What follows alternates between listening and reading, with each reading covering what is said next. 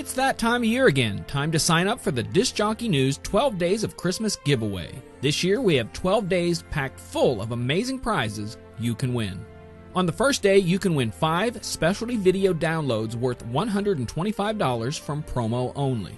On day 2, someone is going to win a full show pass for Mobile Beat Las Vegas 2017. Up for grabs on day 3 is 3 months of digital downloads from Top Hits USA. On day 4, you can win a Swarm 5 FX from Chave DJ. Multiple winners on night 5 means you can win either a Weather System EXA from Blizzard Lighting or one of 4 copies of Dex 3 software from PC DJ. On night 6, we are giving away a Stinger Star from ADJ. You can make your own Christmas star if you win the prize on night 7, an Uno Laser Legacy GBC from ProX. On the 8th day, you can win 1 year of digital downloads from Prime Cuts. Up for grabs on the 9th day is an iPad Mini brought to you by DJ Event Planner. On the 10th day, you have a chance to win a Newmark NV2 DJ controller. Win on the 11th day and you can be playing your holiday music from a set of EKX 12-piece speakers from EV. And finally, on the 12th day, JBL is offering up a shiny new pair of PRX 815W speakers. Bonus prize, all the winners from each night will also receive their own pair of gig gloves.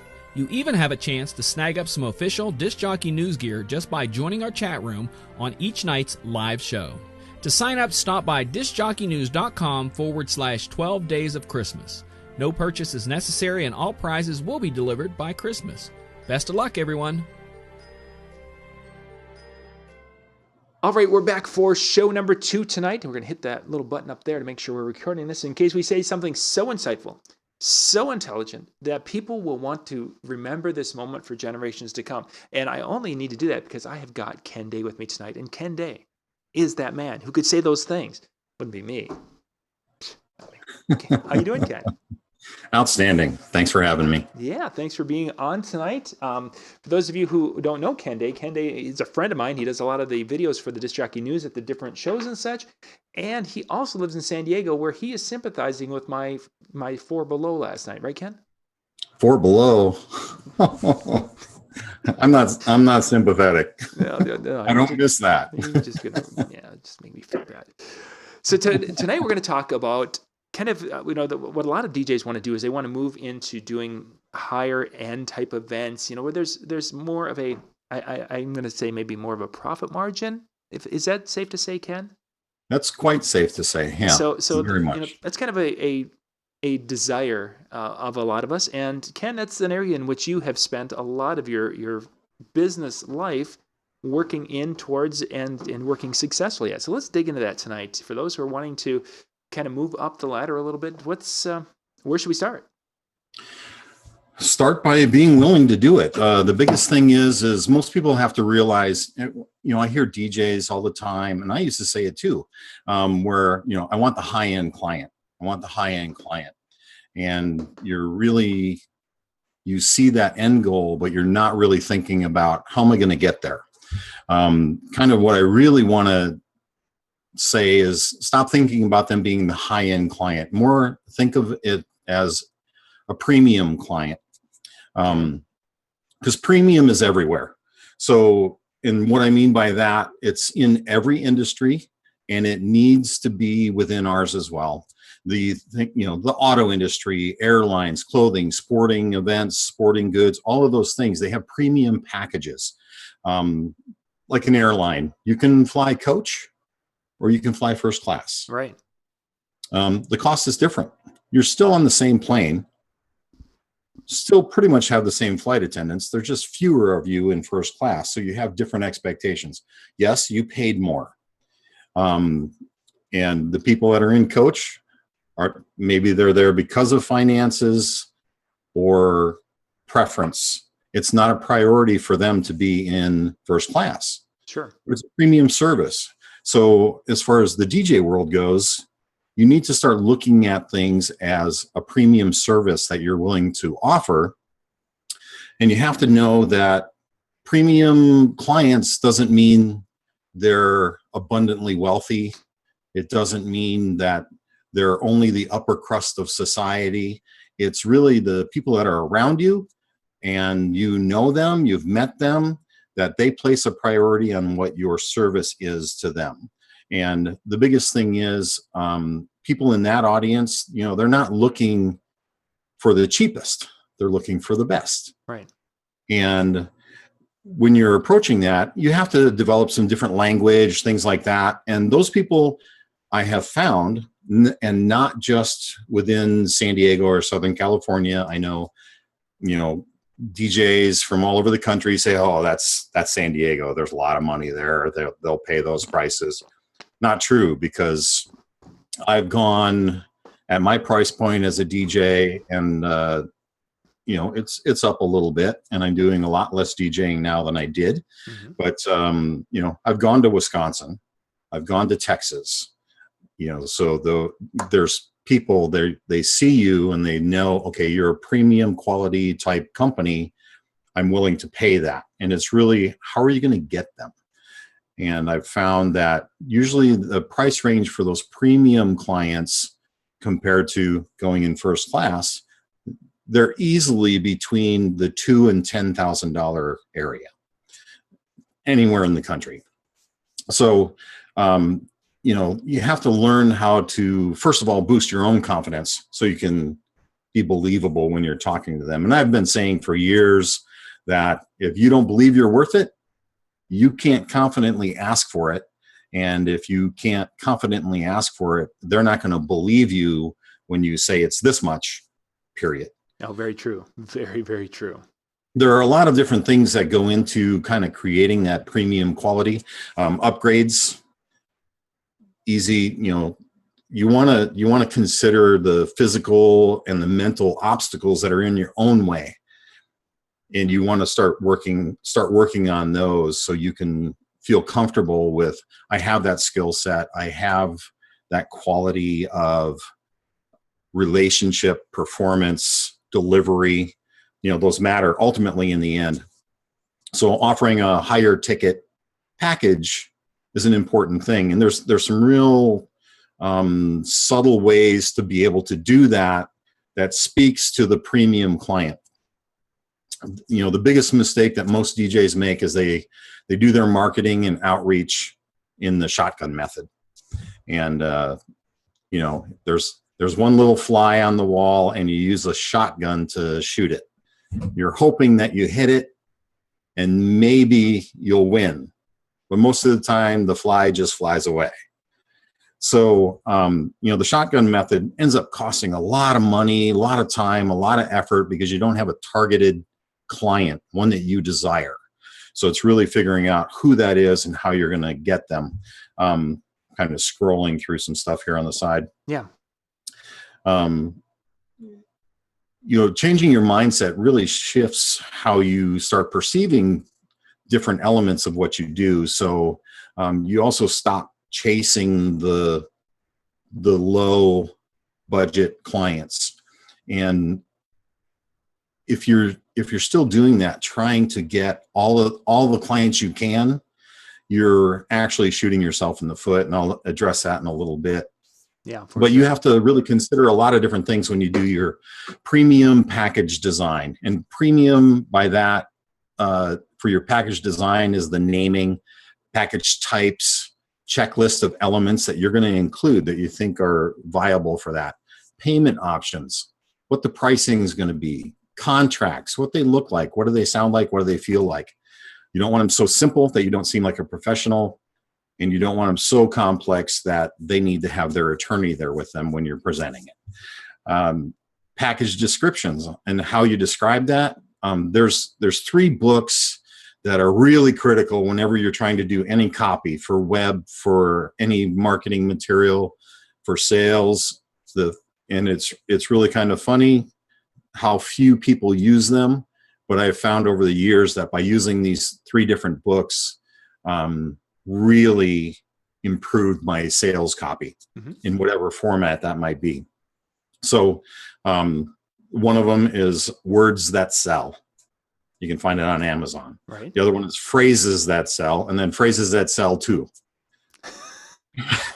They're really kind of silly, but in the marketing world, they're really very commonly used because they've done all this research on these dynamic words that will convey better what you're selling. And it gives you ideas for the higher end premium product copy, so you can really get the verbiage that works with those kind of clients. And then you have to learn how to sell those, and that's a whole process in itself. Again, I've been professing for years that, you know, some of the greatest DJs in the world I have met at different trade shows, and I know they're the greatest DJs in the world because they told me. Right. It says it right here on their business card that I am the best. And you know, business cards never lie. Well, and I've always said that, you know, DJs, I can't believe that at the different trade shows and conventions, I can't believe there's so many egos in one place and they can still talk to each other. It's, you know, it's dynamically pretty great, but it's interesting sometimes, and you just have to go with that mindset. And, you know, they're valuable things to attend and go to and learn. You know, you get that learning process of how to go to the next level in all of these different areas. And then it's really learning how to market to a premium client. And for most DJs, it's not what they're doing now. Mm-hmm. So, and then there's some elements that I really want to share. There's some things that undercharging seriously does harm to your business. Let's put a pause. Okay. I think Reggie's got a good question or a statement here, and I think let's dig into this one because this is going to fit, I think, where you're headed. Reggie's statement was he was taught that you need to be in bars to keep your name out there in front of the younger generation. So working bars, names out there, younger generation. You had mentioned earlier that going basically kind of going with finding that right client, that premium client, or the person is looking for premium service. Now, that may not be the person you're going to find in the bar. But it may also be the person you find in the bar. Yeah. And if you're in the neighborhood dive bar, you just never know who's around you. And, you know, one thing that I've professed for years is when you leave home, you better look like what you want to look like for your ideal client, because your attire, hair, demeanor all plays into attracting the premium client, because the premium client wants that something extra, something different, something unique that they perceive as valuable. And that's where it allows you to really get into getting the higher end client, the premium client that's willing to pay for what they want. So, you know, we can all buy a $15,000 car. It's going to have headlights, taillights, windows, steering wheel, doors. But I still see, if it's just your conveyance from A to B, I see a lot of Teslas and Land Rovers, Mercedes, Rolls Royce. They still do the same thing as that $15,000 car, but those people want to have that premium experience. And the reasons for that are varied. You know, sometimes it's ego, status. Sometimes it's for the quality. But that conveys to others that I care about the quality. So that's the premium client, versus I've got my 1994 Nissan Sentra. I put some awesome wheels on it, but it's not a Rolls Royce. Mm-hmm. So, you know, there's just that different dynamic, and it's what people perceive as premium and important to them. They're willing to pay for. So could that? So we've got somebody who has got their little Ford. They're driving around in a little Ford Fusion, whatever it is. You know, could that person who's got are you going to find some that are you know, more in that? I don't want to call it basic, but you know, not a fancy mode of transportation. That they're that type of a person in much of their life. But could they be a premium client when it comes to the party? Maybe. And that's the thing, you know, it may be to that person that their conveyance, their travel, their car isn't an important element to them to have as a premium item. You know, for a lot of people, you may not realize that your next door neighbor is a multimillionaire because of how they live. And yet they are. And that's very common throughout the country, that there's very wealthy people around you that just are regular folks. And they spend their money on the things that they perceive to be important to them. And that's their premium item. That's the person that's going to fly first class. That's the person that's going to take a trip to the Bahamas for a month. But they still have very humble living style because that wasn't a premium element for them. It's just their daily thing. So where you go isn't as important as how you go. So you could be at that local bar and you could have some very premium quality clients. So they don't have to be high end. It's just what they perceive as important. And I know from my club experience, I've had people come up to me and ask me, hey, you know, you're really awesome. Will you come and do our wedding? Well, you have to realize that that is a different type of DJ. I'm capable of doing that. And a lot of people assume a DJ is a DJ, and we all know that. But, you know, they see something that they perceive as valuable and they want that to be shared. And it may be not that you have DJ skills that are phenomenal. It might be that they wanted me to do their wedding because they can brag to their friends to say, we got this awesome club DJ to be our wedding DJ. Yes. You know, so you don't know. And that's some of the elements I'll get into later, what you really need to talk to people about to decide if they're perfect for you. And there's some things you can do in your marketing to quote unquote pre-qualify people. So you know that they know what your price point is to start. And there's some important ways to handle that too. But it really does come down to where am I going to determine that that is a premium client for me, that I'm not using a lot of my valuable time and resources to bring in someone that is going to say, I can't afford that. Yeah, it's just you don't want suspects, you want prospects. And okay. Right. So, you know, most of the wedding industry has been thinking for years that, you know, for the DJs, or I should say mobile DJs in general, they think their events are one and done. And that's a mindset that really needs to change, because they're missing a prime opportunity to create a long-term agreement with a one-time client initially that they can upsell and package things so that they're working with that client multiple times. One example is most wedding DJs figure, I'm going to go do this wedding, and then maybe I'll send them a happy anniversary card and, you know, stay in touch occasionally electronically, and that's it. I'm not going to work for them again. Or you're hoping that maybe because the company that bride and groom work for, they might recommend you to that. Well, why aren't other DJs talking to that client and making part of their premium package, placing their premium package together, that I'm going to do your wedding ceremony at this upper level different than anybody else does, not just show up and play and leave, make a couple of announcements, but I'm going to make your ceremony reception dynamic. I'm going to be involved in your rehearsal dinner for you. I'm going to provide my services for you for your first anniversary party as part of this premium package.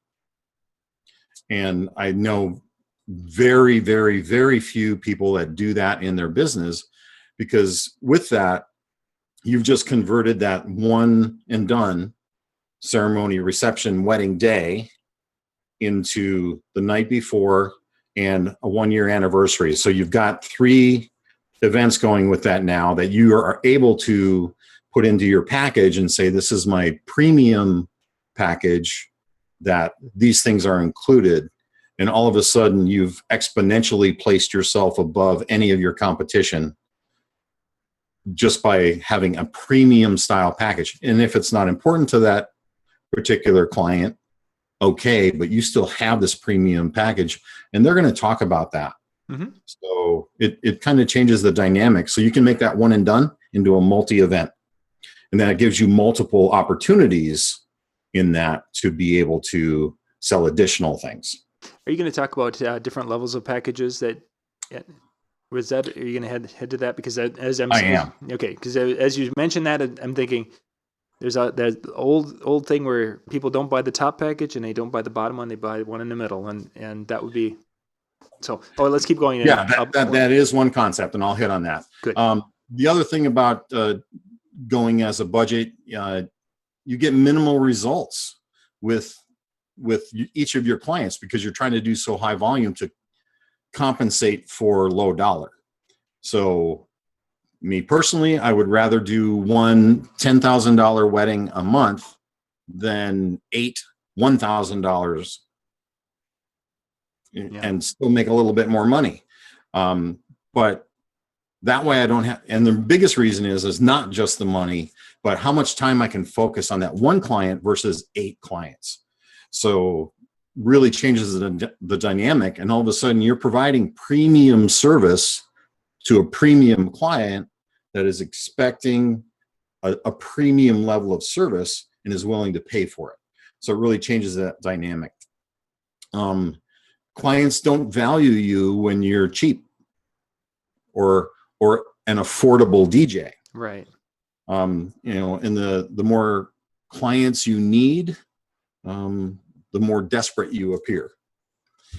New clients, a new client makes little difference if you're trying to do the volume. One new client doesn't make much of a difference in your annual income. Yeah. And that attitude starts to show through. Yep. And oftentimes I get asked how I develop such great relationships with each of my clients and work with them multiple times in different capacities, and then with their companies and with their other family and all of those things. It's because I'm not trying to knock out as many as I can. I'm just selecting the few that prefer premium service. Mm-hmm. And that makes sense. That definitely makes sense, because if nothing else, you just have the time. I'm not planning, okay, see, I've got a Friday wedding, I've got a Saturday wedding, and I've got all these things. I've got this event, and I can give it my attention and the attention it needs to have. Right. And it kind of goes, even for the multi-ops, because I used to have a very large multi-op in Japan. Providing this, you can still, with a multi-op, you can still provide that basic service, but if you can focus as the owner on the premium clients and utilize your resources to support that premium client, it really comes out to your advantage. There's really a really great way to just simplify your business plan as far as running for premium clients and having the 3 different packages. That is one of the methodologies that's been professed for quite a while, is create those 3 packages. One, that one up at the top, that's your premier, and a little advice on that for all the folks that are touting multiple packages and they have a gold or silver, gold, and platinum. Mm-hmm. Get rid of those ideas, the labeling of that, because the labeling is pretty important. And they'll go with the basic, the standard, and the deluxe. Get rid of those terms. And if you're really focusing on weddings, go to pop culture to decide what your packages are going to be called. Because if your premium package is no longer your premium package, it's the Kardashian package. It gives a different mental picture of what that is going to be. And it piques interest. Well, what's in a Kardashian package? Oh, it's everything. So, how much is that? Well, the Kardashian package it starts at $49.95, and we can go from there. Mm. And I'll talk about that a little bit too, how you decide some of that. So really, to simplify things, if you want to have the premium client, the high-end client, is only have premium package. There's certain ways to do that and handle that. For me, most of my wedding clients now, I'm still doing officiating, not when I'm DJing, and then also doing production work. But it's pretty nice to walk through the planning of a ceremony, and you're walking through, typically for me, it's you're walking through with their people, not actually the client most of the time. It's walking through with their designer and coordinator and things like that. Yep. They're saying, we want this, we want that, we want this to look like this and this to look like that. And they turn to me and say, okay, Ken, how much do you think this will be? And they interject right away, because they're other professionals. They'll say, oh, well, we know you're not going to give an actual number, but ballpark, what do you think this is going to be? I can say, well, I think this is going to be about 18 to 22,000, depending on a few different things, but in that ballpark. And when they go, okay, that's good, and move along, I'm like, man, I should have said 27 to 30. Yep. But, it really gives a different dynamic on what's going on with that. So all of a sudden, everything kind of changes for that client. And then later on, you get to talk to them. So with your premium packages, the things you need to discuss with your clients or their people is the first thing you want to know, more than anything, is what their desired outcome is. What do they want the end result of their event, wedding, whatever it is? What do they want the end result to be? When people are leaving, what do you want them to say? How do you want them to feel? How do you want to feel? What do you want as your end result? Best place to start. Yes. Then ask them, what are their concerns? Not what they want. What are their concerns? You want to know their concerns first. And then you want to know about the past. What have they experienced in the past for this type of an event that was positive, and what was negative? Bearing those things in mind, don't be afraid to ask, what's your budget?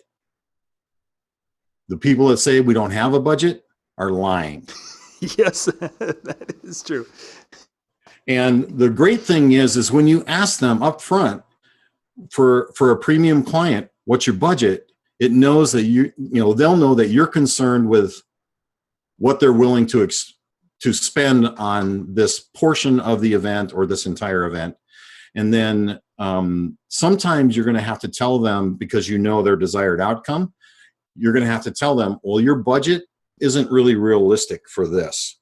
And the other mistake that most DJs make is they'll show what their packages are on their website, or they'll tell the client in person, these are the things you get. Sometimes they'll itemize them by price. Don't ever do that.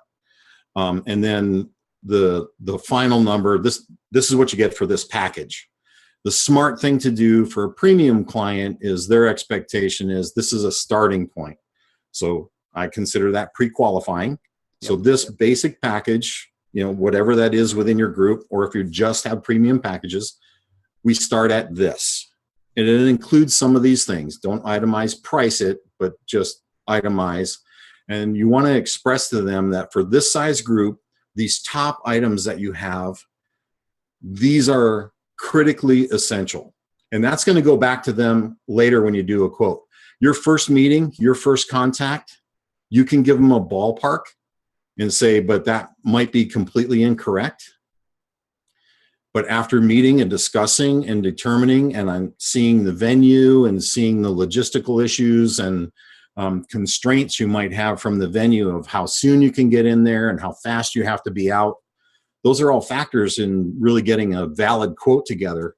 And most DJs, mobile DJs, never think about that, the logistics of it. It's like, I'll show up ahead of time, a couple hours, and get set up. Or if it's really big setup, I'll get there 3 or 4 hours, get it all set up, and stop trying to do it alone. There's plenty of people out there that would love to make $100 for hauling some gear. Yeah. And, so if the venue says you only have 45 minutes, well, all of a sudden you and one other person can't do it. You need a team of 8. Yeah.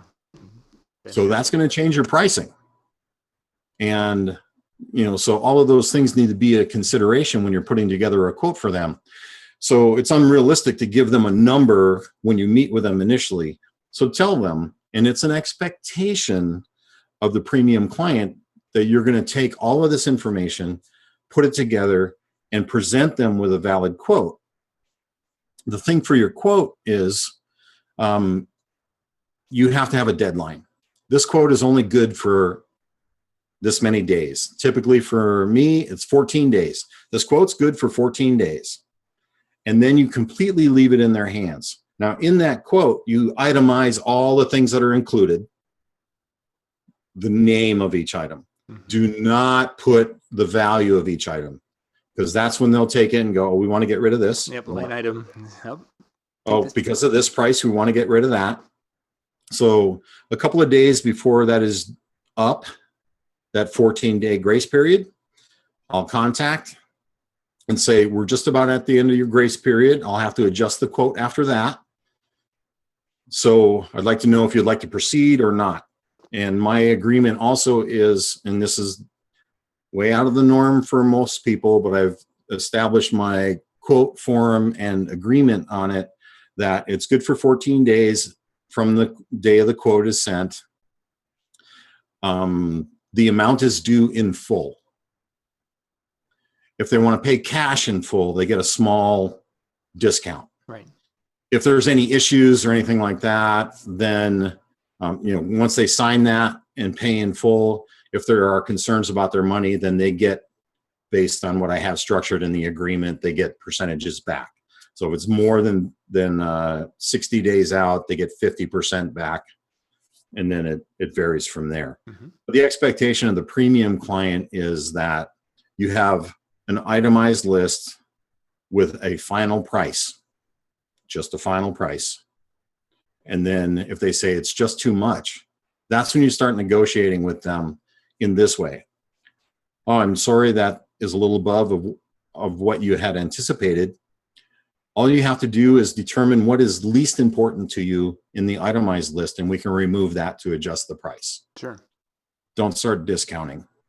When you start discounting, that client has lost their perception of your value. Yes. Because you don't value your time or your equipment.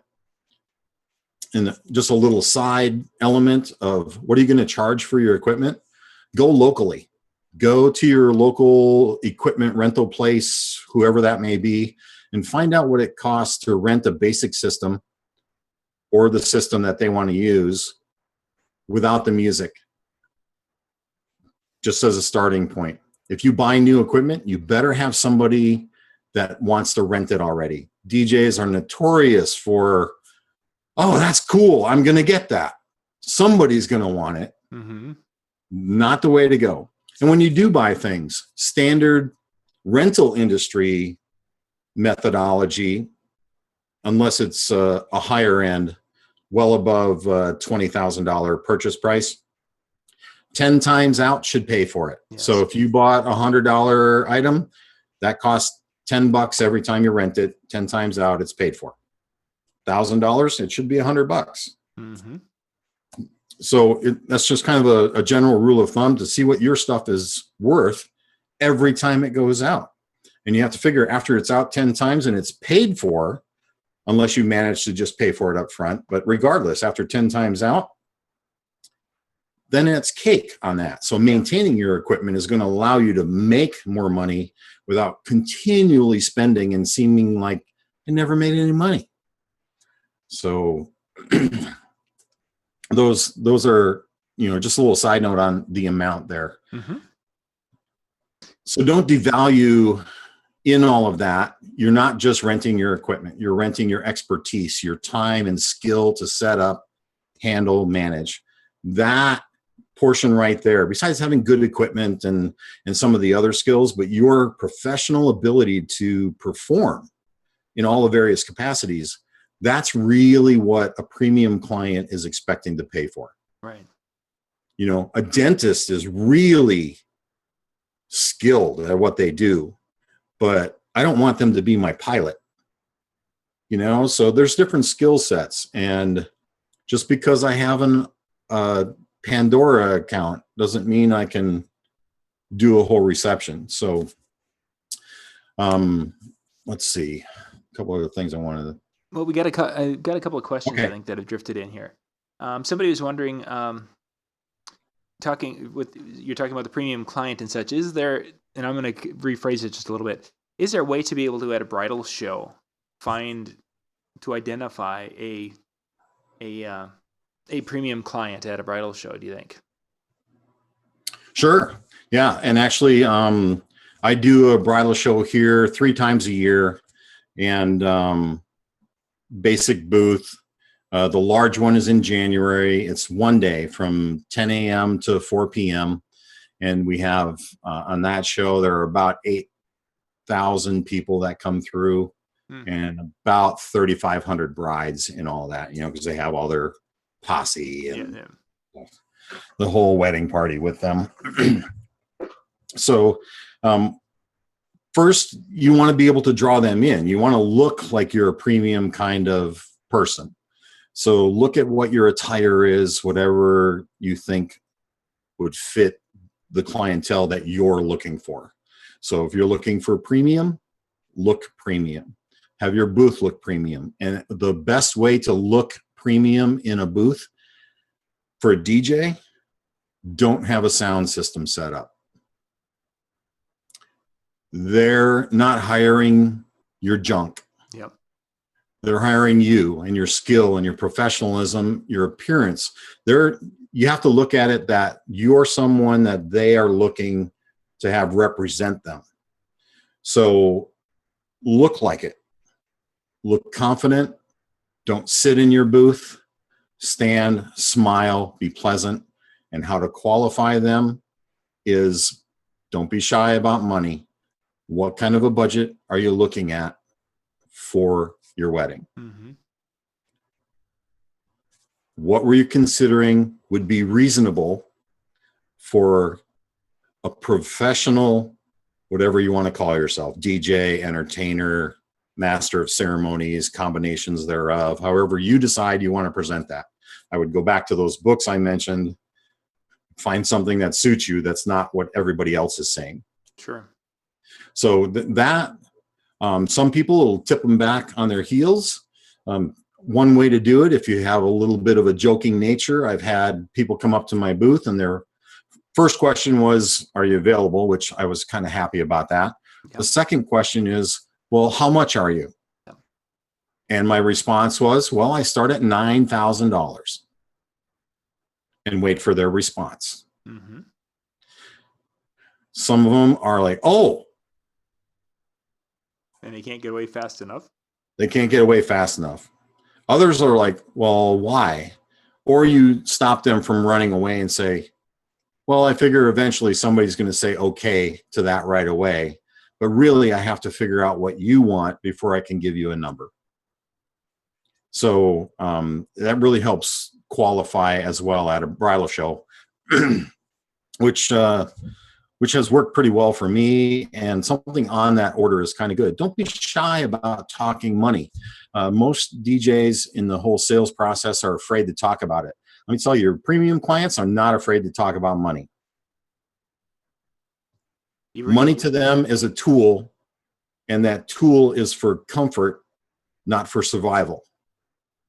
And one thing I've always said, and this is from our side, being wealthy doesn't make you happy. It makes it easier to make a mistake that doesn't devastate you. Yep, we've had that conversation before. Yeah. So that's really important to remember. You kind of reminded me back to one of the, probably about 8 years ago, when I made the jump from $1,500 to the $2,200 weddings that I was doing that summer. And that when people would come up to the booth and they were asking, what, and I was putting out, I actually had a premium package, but I didn't call it that. I called it platinum because I don't know what I called it, but anyway, I had this. Okay. Basically, it was the supreme package with everything, and it had a price tag on it of like $7,400, $7,400. Yeah. And it included everything. It included our video team, this and that and everything, and it was all this line item thing, and it had that. And people would come up and say, "Oh, what are your prices?" And I said, "Well, this is the price of with everything. This is basically anything that we could bring to your wedding. This is what it is." And it was interesting because the number of people looked at that and they're like, "Oh, well, there's some of these things we don't need. It's like, you know what I'd love to do is sit down and we can talk about which things you need, which things that won't fit with you, and we can then put together an actual quote for you that's going to be designed around you. That was the greatest year. Now that I'm thinking about it, I probably should go back and do that, bring that back again. Because I only did it the 1 year, and that was the summer that I had my highest average per show, because people saw that and they're like, oh, well, geez, if they get $7,400, which we ended up selling one of those packages, but if they can get that, that means that when I pay him $2,700 or $2,500 or $2,200, whatever, depending upon what it turned out to be, it was a great deal. And it was still a premium service because we were able to take out some things. And I didn't do any of those at VFWs that year. It was nice. It was pretty good. But anyway, different day. Let's see. I thought I saw another question pop up here. Okay. Okay. Not sure if I took it. Okay. I'm not seeing the question. Folks are talking pretty quickly in the chat room, so it bounces along here. And I know they've been. Well, here's one little thing. Most DJs are so concerned about their competition. If you're at the low end of the scale, there is a ton of competition. Yeah. Tons of competition because everybody's going for that low-hanging fruit because there's so many of them. Yeah. But if you're going to go for that premium client, you're moving to the top. There's a lot less competition there. It's a lot easier to do those kind of sales once you realize where those clients are. And there are many ways to discover where they are, but you have to realize that those kind of clients can be so many places that they're not in any specific location, but how you present yourself and how you speak about what you do and how you market to them once you've made some kind of contact. And that contact is really them coming to you. Those kind of play in. There's one of my companies is a production company as well. And I don't do any advertising for my production company. I don't even have a website for it. But every person that I talk to is either by referral or direct conversation, and I let them know the only way you get me as your production company is if you know me or know someone that knows me. So it has to be a direct referral, because then you'll realize the value of what I bring to you as a professional company, right? And not trying to get everybody. And that dynamically improves my premium clientele. Art asked earlier, and I think I knew the answer, and I thought I did, but he's wondering, turntables. Did you, at a point in time in your career, spin on turntables? Absolutely. I started DJing in 1978. And when were you in Japan? I was in Japan from 1994 through 2000. Were you doing CD by that time then, I'm guessing, over there?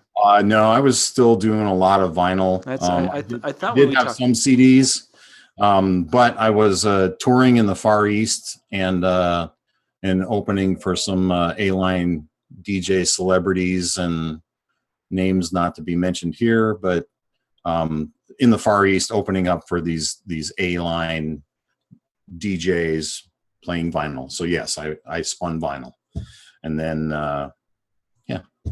progress from there. Depending on what the job is, will determine what is being utilized for that event. I don't do vinyl anymore, though.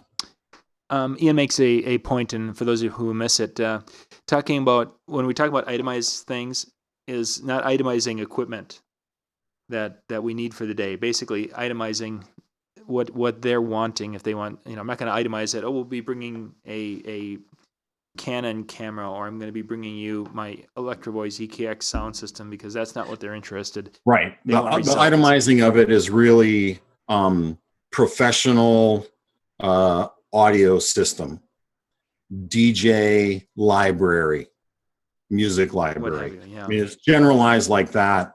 Layman's terms. They don't care about your equipment. I mean, you might run across 1 in 100 that wants to know that you're using this kind of mic or that kind of turntable or this kind of mixer. Rare.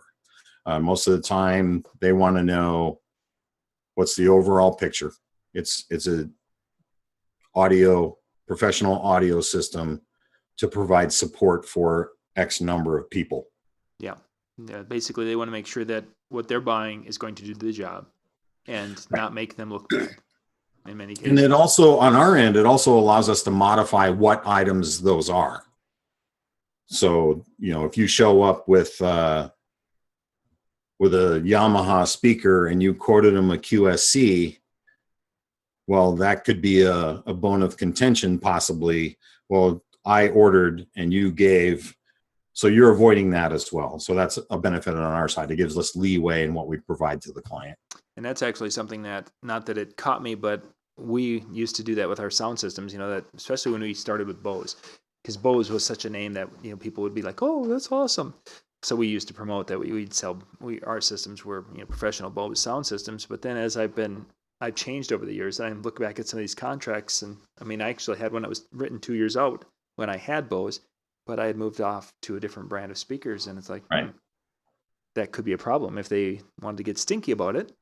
I was contracted to bring Bose. Yeah, I stopped using the Bose, I don't know, about a year ago now, mostly because the drunk bridesmaids using my L1 as a pole. Yeah. But mine wasn't because of so much of that. It's just for those of you who have played with the Bose and they have a wider dispersion, and I've gone back to that horn-loaded cabinets. You guys have seen my system and such, because it doesn't throw as much back at me as the wider dispersion cabinets do. It's like the high school dance I did last night. Typically, I would come home at the end of the night, my head would be ringing from the Bose, the old 802s. No, I was good last night. I enjoy horn-loaded speakers today much more than I did when we used to have them in the. Let's see, we got a couple of drawings. Ken, give me a number between 1 and 20, if you would, please. 7. Atlanta Music DJ is our first winner. We are going to be giving away the subscription, or if you've already got a subscription, we'll do something else. Atlanta Music DJ. You can message me on Facebook, facebook.com/JohnYoungMN, and we will get you going. And one more number, Ken. Lucky 13. And DJ E5 Quality Events with a Z. DJ E5 Quality Events. You guys are my two winners. And again, message me on Facebook and we'll get in touch and we'll get you hooked up with the subscription or wherever we are at, and we will go from there. Thank you guys for being with us tonight and chatting. Ken, that crowd's still going up here. So if you've got some time, we'll talk. I have time. Let's talk about a few more things. With the bridal show, you mentioned the booth. Let's kind of dig into what types of things that you've seen that have worked well at a bridal show booth. Because you mentioned, we don't bring gear. And one area in which when I stopped bringing gear, I thought, what I'm going to do is I'm going to bring in TV screens.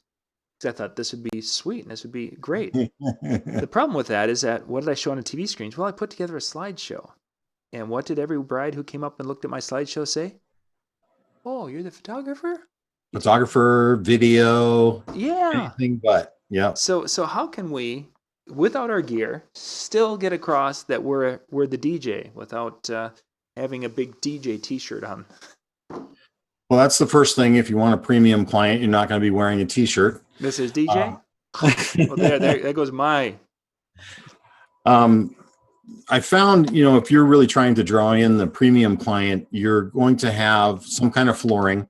I found go on eBay and you can get the foam flooring 2x2 squares that interlock that looks like a dance floor. You can make it look like parquet. It can look like a lot of different things. $160. You can do it 10x10 very easily. Goes together well and looks good. And then I have a decent backdrop. That's not the standard drape that they provide for you, just so it looks a little bit different.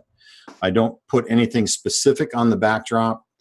And then the backdrop case I put in the center of my curved backdrop with an 8-foot pull-up banner.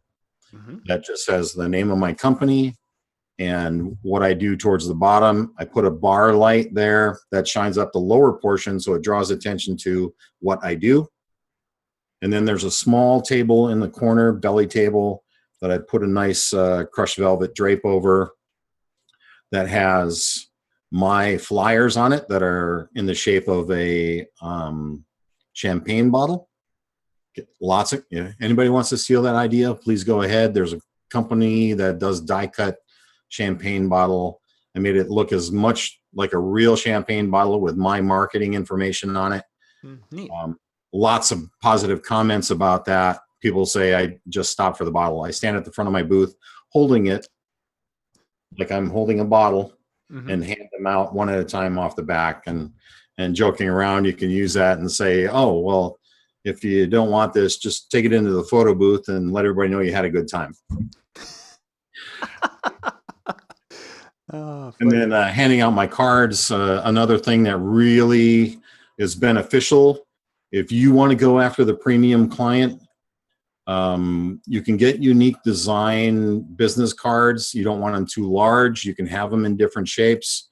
But go that next step and have it so that, first of all, it tucks away quick and easy so that they'll hang on to it. But what I do is I actually use a specific China company where I can get credit card business cards for about they're about 30 cents each. Okay. So, and here they're usually around, you're looking at around a buck 35, maybe even a buck 85 a piece. When you hand somebody a business card that is the same thickness as a credit card, they don't throw it away. It has higher perceived value, and that starts you on your process right away, that they're perceiving that you're higher valued. And when you start asking them for higher price, they're more accommodating. They kind of expect it from the start. So that's all the way back to the beginning for your bridal show booth. Really kind of simple, basic, but clean. And unlike what Alan was talking about with white websites, it's better if you go with blacks and whites in a higher end booth, because then people are kind of getting that perception of, black tie, black and white. It comes across as a more affluent setup. There are some other colors and seasonal colors you can do to highlight. So this, last year was the deep eggplant purple. Well, you can do some highlight elements in there to show that you're staying relatively current on what's going on within the market and all of those things. And then being accommodating. Yeah. Yeah. And that's a big part of it. Service, accommodating, kissing babies, shaking hands, and not getting those two mixed up. Good Any stuff. questions or disagreements? I'm just, if you guys have any other questions, you can pop those up into, they've been talking back and forth, and Ian's been sharing some good stuff there. Fly Robin wants to make sure she's wearing her headphones in her booth at the bridal show so she can look awesome, which Robin would look awesome anyway, but she could get, especially she had some of the big ones, just big headphones, not those little ones. Yeah. Good stuff. It was just when you mentioned the business cards, we've had some of the discussions and such. Did you do a whole seminar on business cards at one of the shows, or did you do that as part of yours? I did. Yeah. Actually, I think I did it at the conclave. It was up here then. That's when it did. Yeah. Yeah, because I remember we talked about it. Or I remember the parts of it, and I wasn't sure if it was a whole seminar or not. Right. Yeah. And not just the design of it. It's there's a whole etiquette to it that was really based on business etiquette with business cards from when I was living in Japan. Yeah. So if you don't handle your business card correctly, business is over there. And here, if you take some of those elements and utilize them with your interaction with clients and your business card, it really creates a different dynamic. Just how you receive, what you do with the card when you receive it, what you say about it, how you look at it. Yeah. Just there's all these elements that really make a big difference on how you're perceived here. Yes, and those tips I have utilized over and over the years after that, and yeah, you can definitely see a different level of respect from the person who handed you the card when you treated them. Part of what I was saying is, you and me and everybody else that has a business card, we put a lot of time and effort into what that looks like, and if it's a representation of you. So if you take it from them and go thanks and stuff it in your back pocket, well, that's kind of insulting. It's like, I worked really hard on that. Now you're just stuffing it in your pocket, or you're whipping it in the bag with 500 other ones. So for us, if we take somebody's business card and take it with two hands, look at it and make a positive comment about it. Oh, this is a nice looking card. Even if it's atrocious, just do something. I like the ones where gives them a little gratification. At DJ Expo, this is where I get to see a lot of business cards, and you get the card and you look at it and you're like, oh, you had either changed a lot since the card picture was taken, and you look at it and you're like, should I say something about that? There's a massive change since You can say it's interesting. There you go. It was interesting, yeah. Oh, good stuff. Good stuff. Well, thank you guys for watching. Ken, if somebody would like to get a hold of you, what's the best way for them to get in touch with you? Well, they can do it through the Disc Jockey News site. And if I recall, it's Ken Day. Yep, at discjockeynews.com.